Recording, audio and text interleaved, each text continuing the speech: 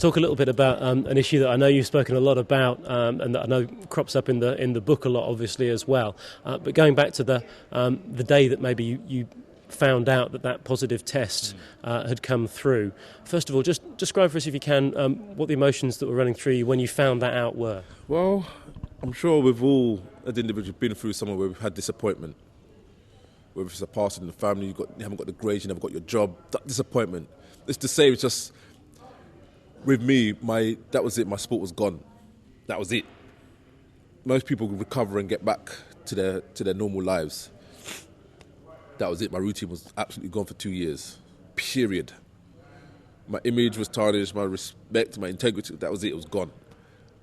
So that was tough to deal with. There's not much way I can put it into words. You have to experience it to know exactly how I felt, and I hope nobody does.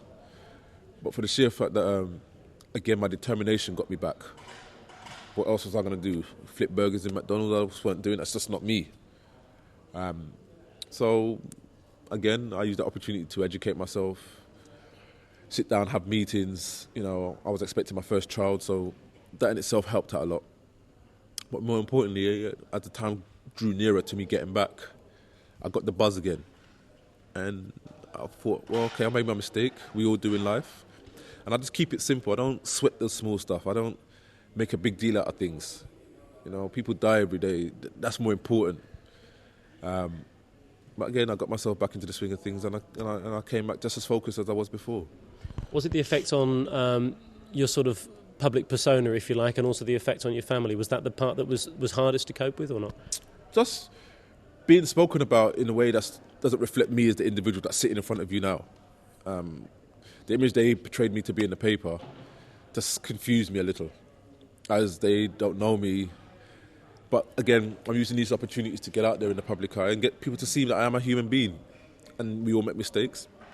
And again, I'll elaborate a little bit more in the book about why I went through it, because I want the reader to see it from my point of view. And when you're reading it, it's as though I'm sitting next to you.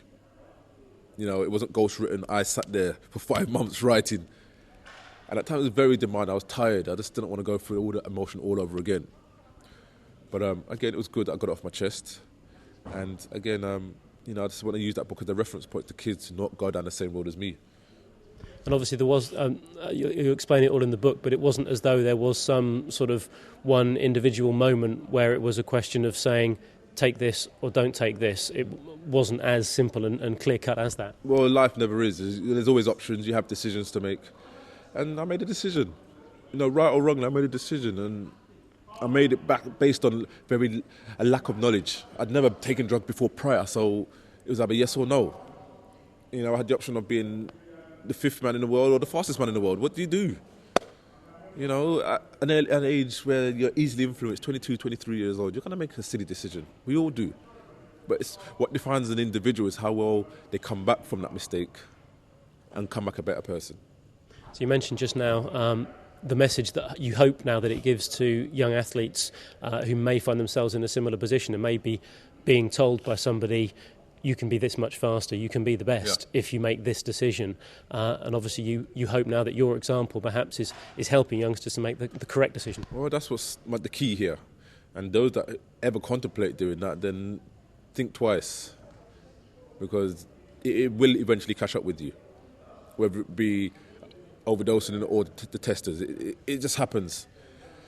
So again, I just use myself as an example that with time, patience and careful planning, you can get the results you want to get. You know, the performances I ran whilst on never benefited me. It just didn't. You know, I didn't even give my body a chance to develop. So, and I don't necessarily believe in it. Again, I just believe in what God has given me. We're all put on this earth for a purpose. We're not just here to make up numbers. So you find what you're good at and do it. And I'm obviously realising now I'm good at running, so that's what I continue to enjoy.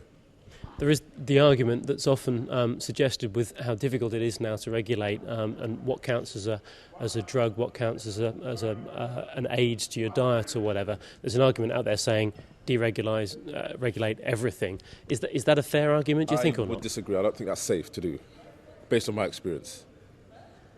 I just don't think that's a safe thing to do. You don't want kids from 6 years old starting loading up. That's really ain't smart. So I would disagree with that comment. So it's important then that the authorities continue to try and stay one step ahead of the game always with regulating what's out there. Well, I think the only way they're going to eradicate this problem is using individuals such as myself. There'll never be one step ahead of them. It's just the way it is, unfortunately. You need to find individuals that know, that have been there, and use their knowledge to speak to kids. Changing all these policies and drug problems is just not going to solve the problem. That's my opinion.